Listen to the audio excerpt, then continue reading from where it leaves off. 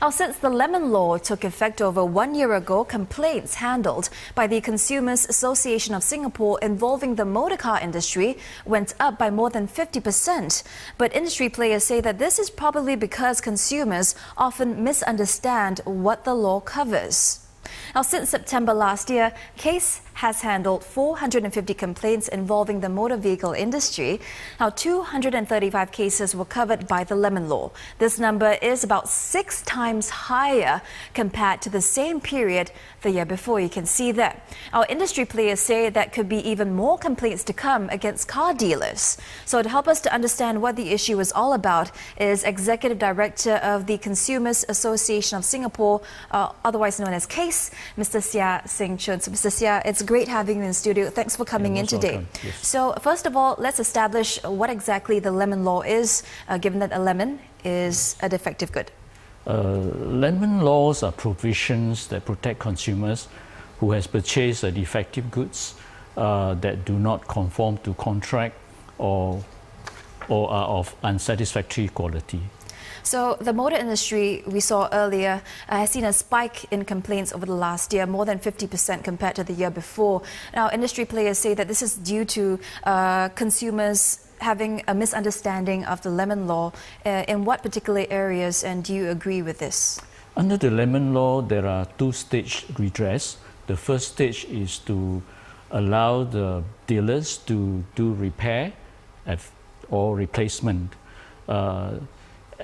If these are not possible, let's say the repair is too expensive, is not possible to repair, or the replacement is also not possible. For example, you purchase an artwork and you cannot find another piece to replace it, then the second stage will come in, and the second stage is refund and a reduction in price. Well, consumers usually would want a refund straight away when they find something that is defective. So we have to explain to them that there are 2-stage redress. The dealer must be given an opportunity to repair or replace the product.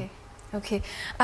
You know, the consumers might misunderstand the law, so you come in to help them to try to get it better, to give a better understanding. But yes, to what extent do car dealers also sometimes get it wrong?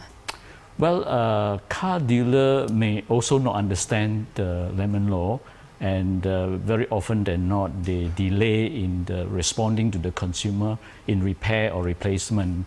And therefore, consumer will come to us and file a complaint that they are not entertaining their complaints. So we will have to deal with the dealer and explain to them that, you know, under the lemon law, you have to do this, this, this. And after that, then we bring both parties together, and hopefully the matter can be resolved in that way. Okay. Yesterday, the Singapore Vehicles Traders Association said that they want a review of the lemon law because they say that the law does not take into consideration the age and the mileage of a vehicle. Let's have a listen.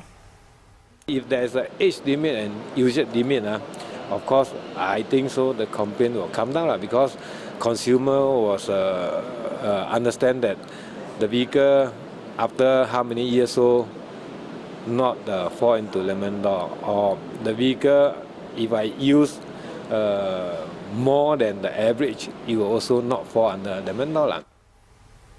So the Singapore Vehicle Traders Association, the president there, he says that he wants to submit a proposal to the Trade and Industry Ministry. What's your response to that?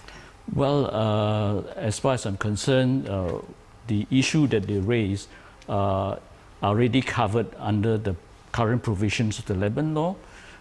If the consumers overuse the product beyond the required standards, the dealer can argue that it's due to wear and tear, and wear and tear is not covered under the lemon law. So consumer should not expect that the car of 9-year-old cannot perform as the one which is 1-year-old.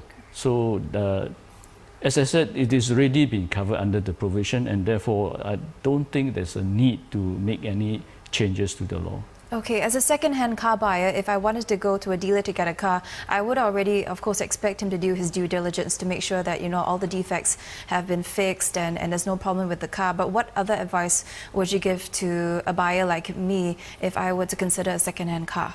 I suppose you can request for the test report to be given to you, and you have a look at it, and if there is any report of any defect, make sure that the defects are rectified before it is delivered to you, because the defect that is highlighted to you will not be covered by the lemon law if you proceed to purchase the product with the knowledge that the product is defective. Okay, I understand that you also have a checklist that you worked on with the Singapore Vehicle Traders Association, but it's not compulsory for the car traders to use this. Do you propose making it compulsory? Well, it's up to the consumers to request for such a test report. Okay. And I think it's important that consumers are educated to insist that such report is made and that defects are rectified before they collect the car. The defect may be due to safety issues, so it's important that the car is roadworthy before the consumer accepts the purchase. Okay, very quickly, one last question. You say the issue is better education. So looking at what you've done over the past year, what do you think can be done better so that consumers have a better idea of what applies to the law? Over the last 2 years, we have conducted many forums and seminars, more than 60 seminars actually. And we put the Q&A on our website. Consumers can go and look at it. We also produce collaterals, brochures that educate consumers on the provisions of the lemon law.